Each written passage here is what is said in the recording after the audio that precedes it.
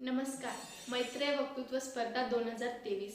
मी समृद्धी विलास पटवा मराठवाडा विभागातून आपणासमोर विषय मांडतीये. बाप नावाचा बाप माणूस.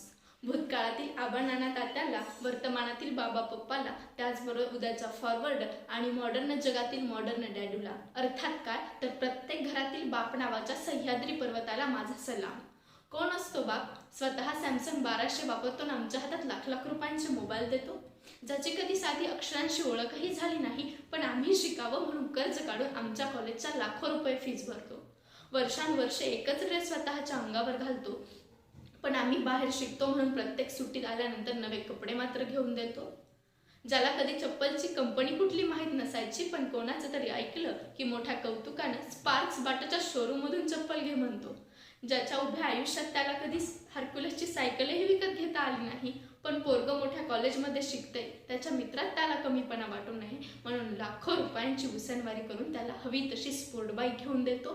तो हाच ना बाप? पण आपल्याला या गोष्टीची कितपत जाणीव असते? ज्याच्या जीवावर आपण रुबाबात जगतो, ज्याच्यामुळं आपलं अस्तित्व, आपली ओळख निर्माण होते, त्याचा आपण कधी विचार करतो का? बापाची संपत्ती पाहून बापाचा विचार करणारी पिढी आज निर्माण होत चालली आहे. पण हे बाप नावाचं छत्र ज्या व्यक्तीच्या आयुष्यात नसताना त्या व्यक्तीनं मात्र खूप सारी दुःख भोगलेली असतात. खूप सगळ्या गोष्टींसाठी बापाचा आधार गमावलेला असतो. मी खूप जवळून ही गोष्ट पाहिलीये, अनुभवलीये आणि आजही अनुभवतीये. माझे वडील अवघ्या 5 वर्षांचे असते तेव्हाच त्यांच्या वडिलांचं अल्पशा आजारानं निधन झालं. ज्या वयात बापाच्या अंगाखांद्यावर खेळायचं, त्या वयातच नियतीनं एवढा मोठा घाला घातला. तेव्हापासून संगोपन मामांनी केलं, अगदी वडिलांप्रमाणेच. पण आयुष्यात शेवटी बाप बापच असतो ना. कॉलेजच्या जीवनात प्रचंड अशी आशा पप्पांच्या मनात होती की साधी हरक्युलसची सायकल विकत घ्यावी, जे की 500 ते 550 रुपयांना मिळायची. पण ते घेणंही मुश्किल. कसे बसे पैसे जुळून नवीन तर नाही, पण जुनी सायकल विकत घेतली. पण त्या क्षणी वडील असते तर त्यांच्यासमोर साधी इच्छा जरी व्यक्त केली असती तरी त्यांनी कसे का होईना पण ती सायकल नवीन घेऊन दिली असती. अर्थात काय तर बाप नावाचं आभाळ जेव्हा गरजायचं बंद होतं ना, तेव्हा त्यानंतर मुलांच्या आयुष्यात दुष्काळाव्यतिरिक्त काहीच उरत नाही हो. पण नियतीचा खेळ हा आपल्या हाती कधीच नसतो ना. त्या सायकलचा थोडाही आनंद घेतला नाही तर त्याच सायकलवरून पप्पा पडले आणि पाय फ्रॅक्चर झाला. लहानपणी कधीतरी स्टूलवरून पडले असताना पायाला झालेली जखम आणि आत्ता पडल्यामुळे पायाच्या हाडाचा तुकडा झाला. 6 महिने जागेवर राहून ऑपरेशन चुकीचे झाल्या कारणानं 18 वर्षांनंतर पायाला इन्फेक्शन झाले आणि यावर निदान म्हणून डॉक्टरांनी पायाचे अॅम्प्युटेशन करावे लागेल म्हणून सांगितले.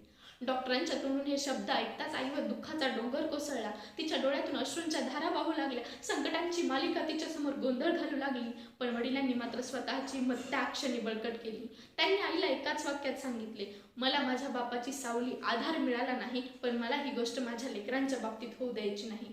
त्यांच्यासाठी त्यांचा बाप कसाही परत उभा राहील. डॉक्टर तुम्हाला हवं ते करा, पण माझ्या लेकरांना बापाचं छत्र राहू द्या. कारण बाप पाठीशी उभा असला की काही करण्याचं सामर्थ्य मनगटात येतं. जगण्याची एक ताकद मिळते, मनामध्ये एक नवी उमेद निर्माण होते आणि हीच उमेद मनाशी बांधत गेली 16 वर्ष झाले माझे वडील स्वतःच्या दिव्यांगावर मात करत, आयुष्याशी संघर्ष करत आम्हाला जगण्याची एक प्रेरणा देत आहेत.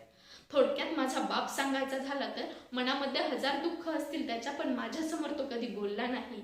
मी धडपडत होते सैरावैरा आयुष्याच्या वाटेवर, पण माझ्या मागून तो कधी हलला नाही. माझ्यासाठी 1000 खस्ता खाल्ल्या त्यानं, पण मला मात्र ते कधीच कळू दिले नाही. स्वतःचे अश्रू डोळ्यामध्ये जडवले त्यानं, पण माझ्या ओठांवरचं हसू मात्र कधीच ढळू दिलं नाही.